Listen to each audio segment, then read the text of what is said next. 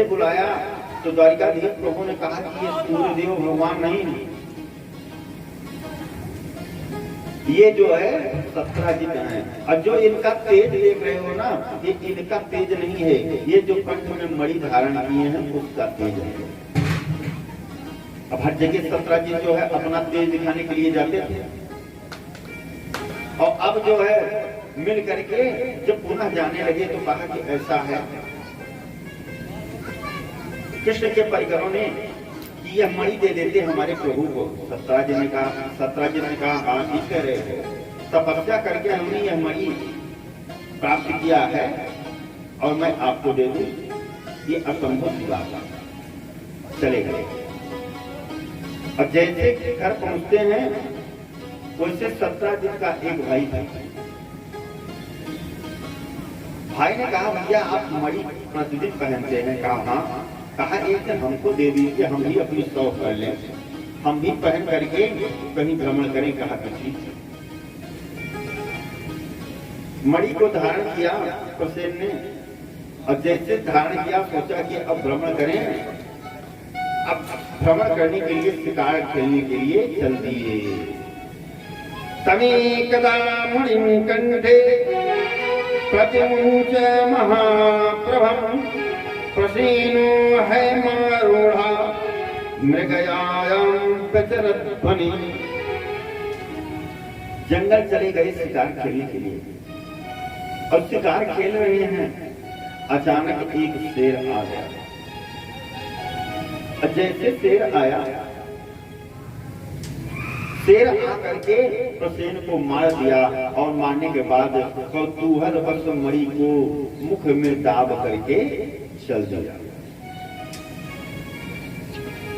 और जा रहे थे तो उधर से जाम्बवान ने देखा कि एक चमकती हुई क्या चीज है। जाम्बवान जो है वो आ गए, और जाम्बवान जो है वो आने के बाद जाम्बवान ने क्या किया कि शेर को मार दिया और मणि को ले जाकर के अपनी बिटिया को दे दिया, अपनी पुत्री जाम्बवती को दे दिया। और इधर जब बहुत दिन नहीं आए प्रसेन, तो एक दिन सत्राजित ने अपने धर्मपत्नी से कहा कि क्या बताएं, बड़ी समस्या में हूं। कहा क्या? कहा ये तपस्या करके हमने मणि प्राप्त किया। कहा हाँ प्राप्त किया, तो क्या दिक्कत है? कहा हमारा भाई जो है एक दिन यह मणि पहन करके गया, हमको लग रहा है कि द्वारिकाधीश जो है उसको मरवा दिए और मणि ले लिए। क्योंकि उस दिन गए थे तभी परिकरों के कह रहे थे कि हमको दे। अपने औरत से कहा कि ठीक है, इसको तुम जानना लेकिन किसी से कहना नहीं, इसलिए कि जब इसकी ठीक जानकारी हो जाएगी तब हम कहेंगे। अब औरतों की क्या बात है, काने काने जपन है ना, उनसे कोई बात बता दीजिए, कह दीजिए किसी से मत कहना, तो पूरे गांव में उसका प्रचार हो जाएगा। अब उसने क्या किया कि अपने सहेली से कहा कि बहन मैं बता रहा हूं, किसी से मत बताना। उसने अपने सहेली से पूरा प्रचार हो गया, और इस प्रकार से प्रचार हुआ कि बात पहुंच गई द्वारिकाधीश के पास। इस समय तक मणि की चोरी लग रही है, और प्रसेन की जो मृत्यु हुई है वो आपने मरवाया है। द्वारिकाधीश पहुंच गए सत्राजित के पास। द्वारिकाधीश प्रभु श्री कृष्णचंद्र पहुंचे सत्राजित के पास। सत्राजित से कहा भाई ऐसा है कि हमने तो ऐसा कुछ नहीं किया, लेकिन ये बताइए आपका भाई मणि पहन करके किधर गया, ये बताइए। कहा दक्षिण दिशा में। कहा कि चलो ऐसा है कि हम ढूंढते हैं। कहा कि ठीक है, निकल दिए वहां से भ्रमण के लिए सैनिकों को लेकर के। आगे जा रहे हैं तो देख रहे हैं कि दक्षिण दिशा में कुछ ही दूर जाने के बाद प्रसेन का शव मिला, और चरण चिन्ह जो मिले शेर के मिले। कहा देखो ये शेर से युद्ध हुआ, तुम्हारा भाई जो है मारा गया, शेर ने मारा। अब चोरी हमको लगा रहे थे, मर्डर का केस हमारे ऊपर कर रहे थे। अब सत्रजीत जो है बहुत लज्जित हो गया, कहा भैया देखो पता करो जंगल में चलो साथ में कि हो सकता है मणि मिल जाए क्योंकि वो 8 भार सोना प्रतिदिन देती। कहा कि ठीक। आगे जाते हैं तो देखते हैं कि शेर का भी 100 मिला और वहां वृक्षराज जाम्बवान के चरण चिन्ह मिले। अब भ्रमण करते जा रहे थे, समझ लिया कि शेर से युद्ध हुआ भालू से वृक्षराज से। अब आगे जैसे पहुंचते हैं तो जाम्बवान की पुत्री जाम्बवती जो है वो उसको लेकर के खेल रही थी मणि को। इतने में द्वारिकाधीश प्रभु ने अचानक देखा, कहा सत्रजीत कहा, कहा ये बताओ ये मणि यही मणि है? कहा हाँ। कहा चोरी हमको लगा रहे थे, ये मणि तुम्हारी है? तुम्हारा भाई मर गया, आज तक पता नहीं किया, केवल हमको चोरी लगा रहे थे। सत्रजीत ने कहा कि ऐसा है भैया, इसको मणि हमको दे दीजिए। अब प्रभु जो है जाम्बवान की गुफा में घुस गए। अब उनकी बिटिया जो है जाम्बवान क्या करके जाम्बवान से बताई। जाम्बवान क्रोध करके आए और 17 दिन तक द्वारिकाधीश प्रभु से युद्ध हुआ। अब 17 दिन अपनी सेना लेकर के वापस चला गया। 18वें दिन प्रभु ने इतना मारा जाम्बवान को कि हाथ जोड़ करके जाम्बवान खड़े हो गए। जाम्बवान खड़े हो गए और उन्होंने कहा ऐसा है कि प्रभु हम आपको पहचान गए, आप श्री राम हैं, वही कृष्ण रूप में आए हैं। हमने आपसे युद्ध किया, ये बड़ा अत्याचार किया, आप मुझको शरणागति दे दीजिए। हमने अपने प्रभु से युद्ध किया। नंदन पतेन तच्चास्ते सप्तधन्वता समन्तको मणि श्रीमान विदिता पूर्वमेव। कहा प्रभु क्षमा कीजिए, मैं शरणागत हूं और मुझसे बहुत बड़ा अपराध हो गया है और इस अपराध को क्षमा कीजिए। आज जाम्बवान जो है शरणागति अपनी मांग रहे हैं। आइए प्रभु से हम भी शरणागति मांगते हैं, क्योंकि हम आप लोगों से प्रतिदिन आए दिन कुछ न कुछ जाने अनजाने में अपराध होते रहते हैं। तो आइए प्रभु से पहले शरणागति मांगे कि प्रभु हम भी शरणागत हैं, स्वीकार करो तो जाने। प्रभु हम भी शरणागत हैं, स्वीकार करो तो जाने। प्रभु हम भी शरणागत हैं, स्वीकार करो तो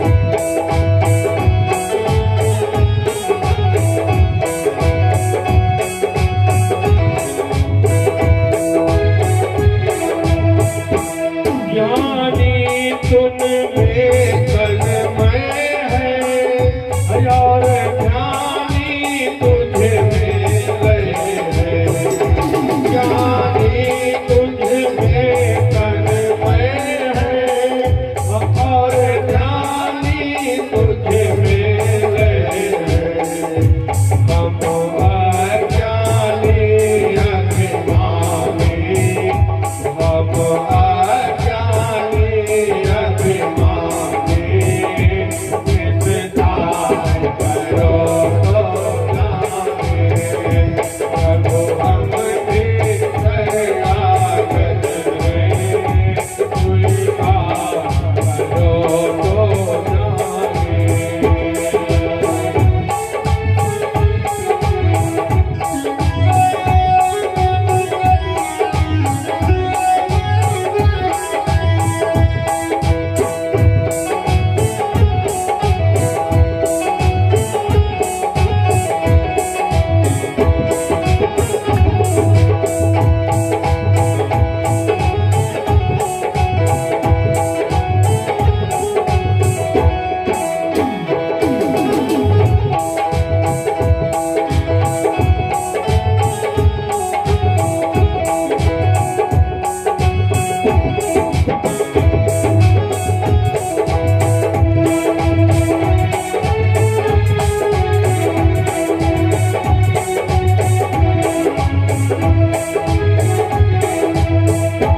जीवन नैया जर्जर है, पल पल विनाश का डर है।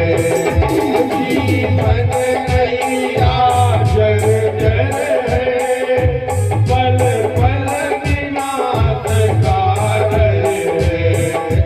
मुझे जैसे अधम पतित को, मुझे जैसे अधम पतित को, भव पार करो तो जाने। मुझे जैसे अधम पतित को, भव पार करो तो जाने। प्रभु हम भी शरणागत हैं, स्वीकार करो तो जाने। अब हमें पथित से पावन, स्वीकार करो तो जाने। प्रभु हम भी शरणागत हैं, स्वीकार करो तो जाने। बोले वृंदावन बिहारी लाल की।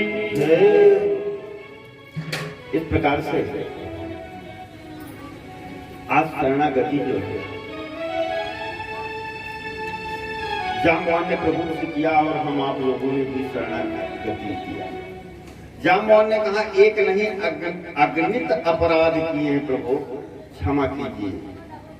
तो जामवान के तो अगणित अपराध नहीं है, अगणित अपराध तो हम आप लोगों का है। और प्रभु भव पार करें तो जाने, और प्रभु भव पार करेंगे, क्योंकि ये लिखा गया है कि भव पार करने का सबसे सुगम रास्ता है श्रीमद् भागवत की कथा। और ये कथा ऐसी है कि जो पितर लोग नरक में है उनका उद्धार हो जाता है, स्वयं का उद्धार हो जाता है, और आने वाली जो पीढ़ियां हैं उनको प्रभु सद्बुद्धि प्रदान करते हैं। तो इस प्रकार से जामवान ने शरणागति दिया, और शरणागति के बाद कहा कि प्रभु ये बताइए आप कि आपका आगमन कैसे हुआ, कहाँ टहल रहे हैं। बताया द्वारिकाधीश ने कि आगमन इसीलिए हुआ, और ये मणि जो है के लिए आए थे, और मणि आपकी बिटिया दिया है, और इसी मणि को दे दीजिए, हम चले जाएंगे। जामवान ने कहा ये तो नहीं होगा प्रभु, ये मणि तो मैं नहीं दूंगा। कहा इतना दिन युद्ध हुआ, आपने पूजा किया, शरणागति दिया, और कह रहे हैं कि बिटिया यह मणि मैं नहीं दूंगा, ऐसा क्यों? अब बिना यह मणि लिए मैं जाऊंगा नहीं। कहा प्रभु आप ये बता दीजिए कि जो बिटिया को चीज दी जाती है उससे क्या लिया जाता है क्या? जब हमने बेटी को दे दिया तो कैसे लेंगे?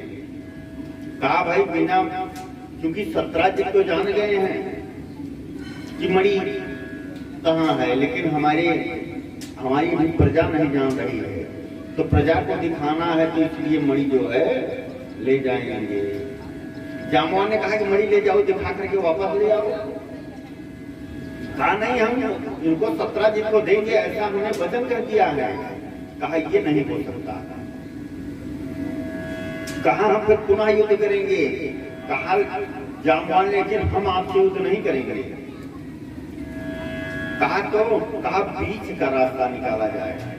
कहा बताइए बीच का रास्ता निकाला जाए, क्या निकाला जाए?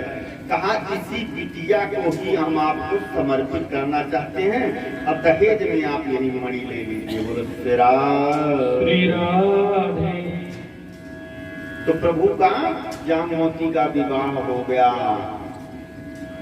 जामवान की पुत्री जामवती का विवाह उसी जंगल में मंगल हो गया, मणि के चक्कर में। और जामवती के साथ विवाह करके ले आए और घर में ले आकर के अलग कमरे में रख दिए, क्योंकि वो भालू की पुत्री थी। तो भालू की पुत्री किस प्रकार से थी, जैसे भालू होते हैं वैसे उसकी बिटिया होती। तो गोपनीय ढंग से ले आए, एक कमरे में रख कर दिया और उनको साड़ी स्वयं पहनाए प्रभु। और जामवती से कहा कि इतना पूरे शरीर का अंग ढक लो कि कोई देखे ना, हमारी महारानी रुक्मिणी जब आएंगी। तो वो लाख प्रयास करें लेकिन कोई भी अंग जो है दिखना नहीं चाहिए। कहा कि ठीक है प्रभु। अब प्रभु पहुंच गए महारानी रुक्मिणी के पास। महारानी रुक्मिणी के पास पहुंचने के बाद कहा कि ऐसा है कि हमने दूसरा विवाह कर लिया। कहा बहू रानी कहाँ है? हमारी बहन जी। कहा वो है बगल वाले रूम में है, कमरे में है। कहा चल करके देखें। कहा कि मत जाओ। कहा क्यों? कहा वो इतनी सुंदरी है, इतनी सुंदरी है कि देख लोगी ना तो फिर कभी नहीं मिलोगी, ईर्षा हो जाएगी। कहा कुछ भी हो देखेंगे। तो महारानी रुक्मिणी आ गई और बहुत प्रयास करती हैं, लेकिन जामवती का शरीर कहीं से खुला नहीं है। महारानी रुक्मिणी ने को क्रोध आ गया। अब क्रोध आने के बाद श्राप दे दिया कि चाहे जितना तुम स्वरूपा हो अथवा कुरूपा, तुम मुझ जैसी हो जाओ। प्रभु द्वारिकाधीश जो है हंसने लगे। जामवती से कहा कि मुंह खोल दो भाई। महारानी रुक्मिणी से कहा कि वास्तव में ये भालू की पुत्री थी, जामवान की, भालू की जैसी थी, और श्राप दे करके हम आप जैसी करवा दिए, जैसे तुम हो वैसे ये हो गई। महारानी रुक्मिणी ने कहा कि ये भी प्रभु ऐसे हैं कि श्राप दे करके, हमने श्राप दे करके गलत किया।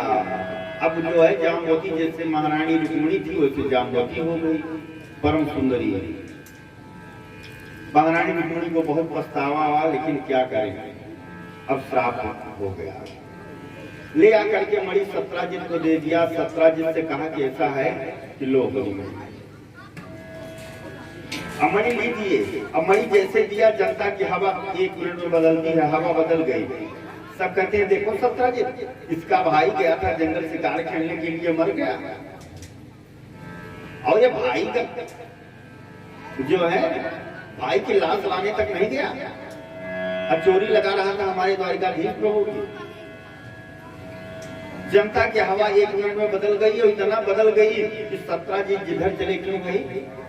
द्वारिकाधीश से कुछ टक्कर ले रहे थे। 17 जी बहुत लज्जित हुआ। लज्जित होने के बाद सोचा कि ऐसा है कि इनसे हम कृष्ण भगवान से संबंध बना लें, और इनसे संबंध बना ले तो जो है हमारी प्रतिष्ठा बन जाएगी। तो उनकी पुत्री थी सत्यभामा। कहा कि 17 जी ने कहा कि ठीक है, उसी के साथ भगवान श्री कृष्ण का पुनः विवाह कर दिया। इस तरह से भगवान श्री कृष्ण के 3 विवाह हुए। उसके बाद एक दिन भगवान श्री कृष्ण और अर्जुन जा रहे थे, जो जमुना नदी के तट पर देखा कि एक तपस्विनी बैठी है, बहुत पूजा कर रही है। श्री कृष्ण भगवान ने अर्जुन से कहा कि जा करके देखो तो ये कौन है, हमने तपस्वी बहुत देखा है लेकिन तपस्वी नहीं देखा है, ये कौन है। अर्जुन जाकर के पूछते हैं उससे, कौन हो तुम, अब किस लिए पूजा कर रही हो। तो कहती है, अहम देवस्य सवितुर द्वैतापदमिच्छति विष्णुं वरेण्यं वरदं ततः परमं स्थितम्। कहा मैं सूर्य देव की पुत्री कालिंदी हूं। कहा ठीक, कालिंदी है तो किसके लिए तपस्या कर रहे हो। कहा श्री कृष्ण को पति रूप में प्राप्त करने के लिए मैं तपस्या कर रहा हूं। तो कहा अच्छा ठीक है। जा करके अर्जुन बताए कृष्ण भगवान से कि महाराज आपकी बृहस्पति बहुत तेज चल रही है। कहा क्या हुआ। कहा 3 विवाह हुए हैं ना। कहा हाँ। कहा ये सूर्य की पुत्री कालिंदी है, वही जमुना। कहा तो कहा आपको पाने के लिए तपस्या कर रही हैं। श्री कृष्ण भगवान ने कहा जल्दी जाकर के परिचय बताओ। परिचय बताया और इस प्रकार से कालिंदी का भी विवाह भगवान श्री कृष्ण के साथ हो गया। तो 16,108 रानियां थी। तो प्रथम विवाह रुक्मिणी, दूसरा सत्यभामा, जाम्बवती, सत्या, कालिंदी, लक्ष्मणा, मित्रवृंदा एवं भद्रा, ये 8 तो पट रानियां थी। अब 16,100 विवाह एक साथ।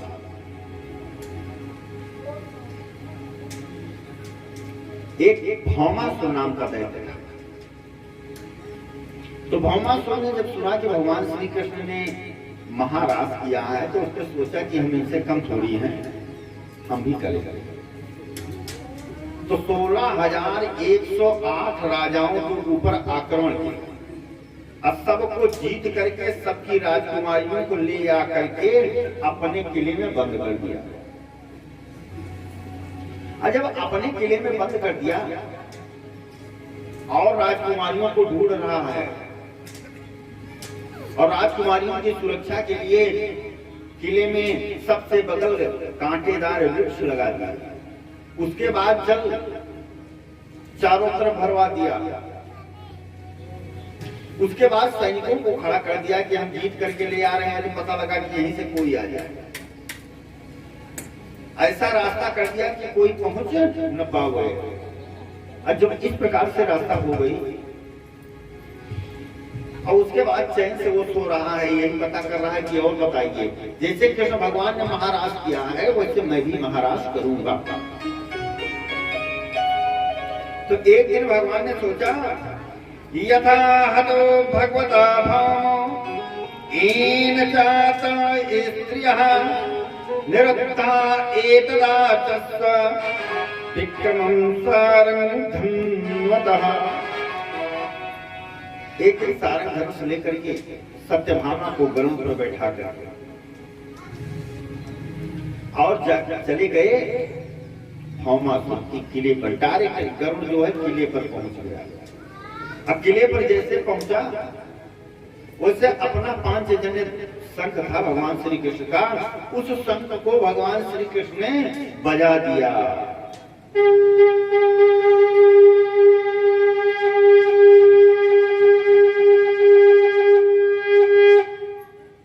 जैसे शंख बजी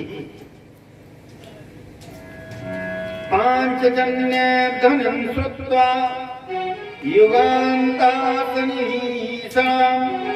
मुरासयान उत्तस्तो दैत्या 5 शिराजरा। वहां पर उसकी रखवाली के लिए मुर नाम के दैत्य को रखता था। अमर नाम के दैत्य के 3 मुख थे। और जैसे शंख की ध्वनि को सुना कि तीनों सर उसके जलने लगे और क्रोध करके खाने के लिए दौड़ा। भगवान ने अपना सुदर्शन चक्र उठाया और उसका भी उद्धार कर दिया। अमर नाम दैत्य के 7 पुत्र थे। वे थे ताम, अंतरिक्ष, अरुण, विभावस्व, नभस्वान और अरुण। ये 7 पुत्र जो थे ये क्रोध करके दौड़े और क्रोध करने के बाद जो है भगवान ने उनका भी उद्धार किया। उसके बाद भौमासुर आ गया। भौमासुर से बड़ा घनघोर युद्ध हुआ प्रभु का।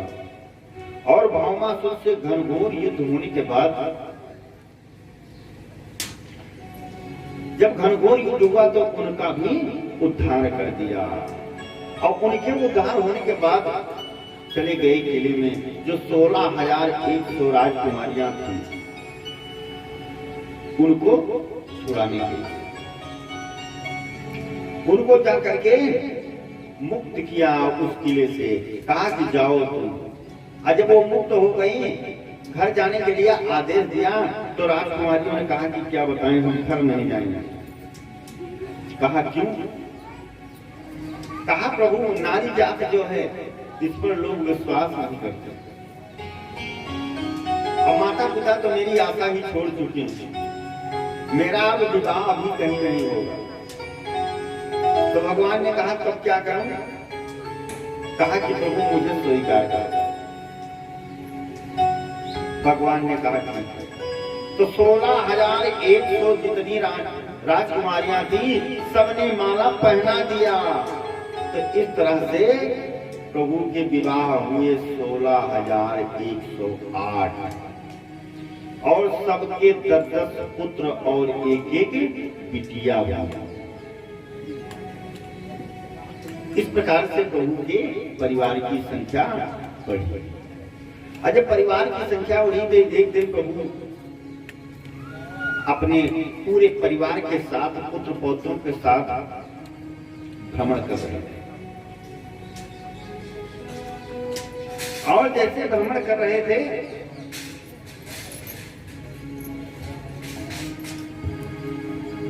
कि अचानक हमने देखा स्वयं बैठ गए और उनके जो है परिकर लोग, मित्र लोग और उनके परिवार के लोग सब भ्रमण कर रहे हैं। तो एक उन्हीं के पास देखते हैं एक ऐसा गिरगिट देखते हैं कि अभी तक कभी ऐसा गिरगिट देखा नहीं।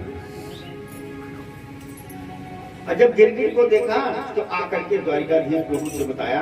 कहा ऐसा देख रहे हैं गिरगिट कि आज तक देखा नहीं। कहा चलो हम भी देखते हैं। वहां पहुंच गए और वहां जैसे पहुंचे प्रभु ने देखा और उसका स्पर्श किया, उसकी मुक्ति हो गई और वो देवताओं के समान रूप धारण किए हुए साष्टांग प्रणाम किया प्रभु द्वारिकाधीश से। द्वारिकाधीश प्रभु ने कहा कि ऐसा है भाई तुम कौन हो, तुम्हारी मुक्ति मिल गई, जरा परिचय तो बताओ। तब वो बताता है नृगो नाम नरेन्द्रोऽहम् इक्ष्वाकुतनयोः प्रभो तानि स्वाचारणानीषु यदि ते कर्णमस्पृशम्। तब वो कहता है कि महाराज अगर दानियों की अगर गणना जब होती है तो नंबर 1 पर हमारा दान आता है। मैं बहुत दानी था, इतना दान देता था ब्राह्मणों को, इतना दान देता था कि ब्राह्मण लोग ले नहीं जा पाते। अरे महाराज यहाँ तक कि कोई इस पृथ्वी के कण को गिन सकता है, लेकिन हमने जितनी गायें दी ब्राह्मणों को दान में वो कोई गिन नहीं सकता। कहा लिखी जब कोई नहीं गिन सकता है तो आप ये बताओ कि तुम गिरगिट कैसे हो? तो राजा ने कह रहे हैं कि महाराज क्या बताएं,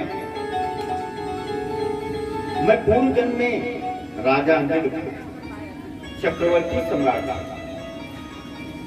हम प्रतिदिन ब्राह्मणों को गोदान करते थे। जितने ब्राह्मण आ जाते थे गैया लेने के लिए उतना हम गोदान देते थे। एक दिन एक ब्राह्मण को हमने गोमाता का दान दिया और वो नहीं ले जा पाए। गोमाता जो है भाग करके निकल आई हमारी पुनः गौशाला। अब इतनी गैया हमारे गौशाला में रहती हैं कि हम जान नहीं पाते हैं। अगले दिन वही दान पुनः हो गया दूसरे ब्राह्मण का। जब दूसरा ब्राह्मण